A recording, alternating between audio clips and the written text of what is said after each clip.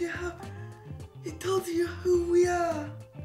Our different cultural identities were passed on through storytelling. I'll hope to find out more about filming, just to expand on that. I've always wanted to do something like this. It gets me away from my street, and I think doing this will look good, you know, for later on in life. It's just a chance to do something new, just to get out somewhere, because I don't really, apart from Fab and go over to Crossgate where I live, I don't do much at all. This project gives me the opportunity for my voice to be heard, which I think is wicked. I've noticed, particularly in the media, there's a tendency to victimise disabled people. We're either tragic or brave when you look at media coverage.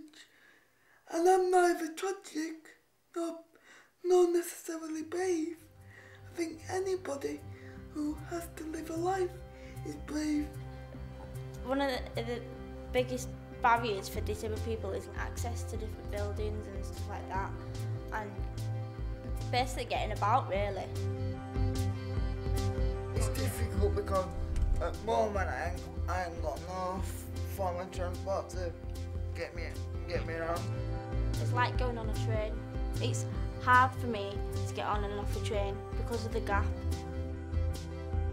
I miss out on being able to going on a train to see my boyfriend and being able to go out on my own.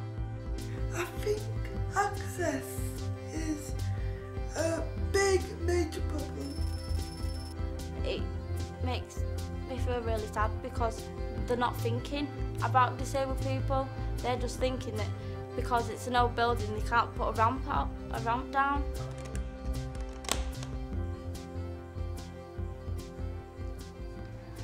We started with a pre-production meeting and I found that really creative because everyone kept on coming out with some really exciting ideas.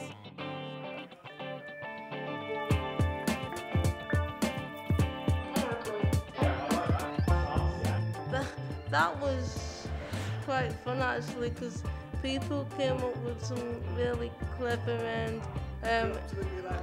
inspiring ideas. Like Australia, but I think it's also when people watch this film, they look up and say something like, whoa, look at that person, he's got to go through, or she's got to go through a tremendous amount to just get through in life, which I think you've got to.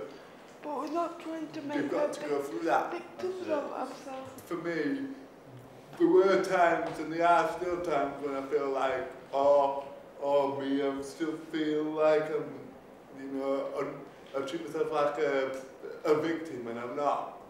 I do use a disabled card. Like I use it, oh I can't bother doing this because I'm disabled and sort of thing. Which I shouldn't do because I know Mum and Dad have taught me to just take it a day at a time and just live your life as you'd want to live it. Disabled people have to put more effort in. To be honest, I feel uncomfortable with those labels. I think if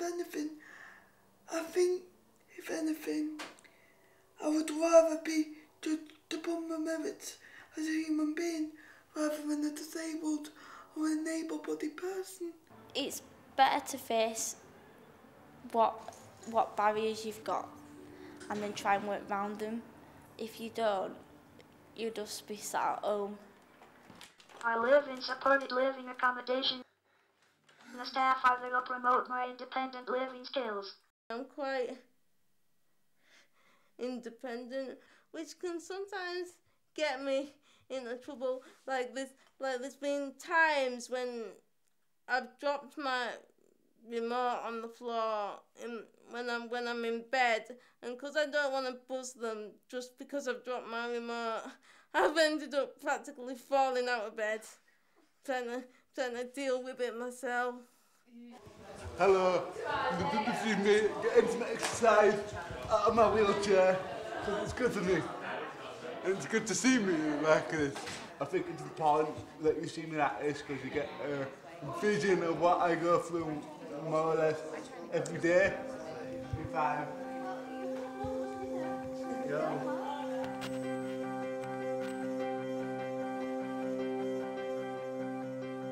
I just used my chair to help frame shots, but also I used it as an opportunity to interview a few of the people behind the scenes.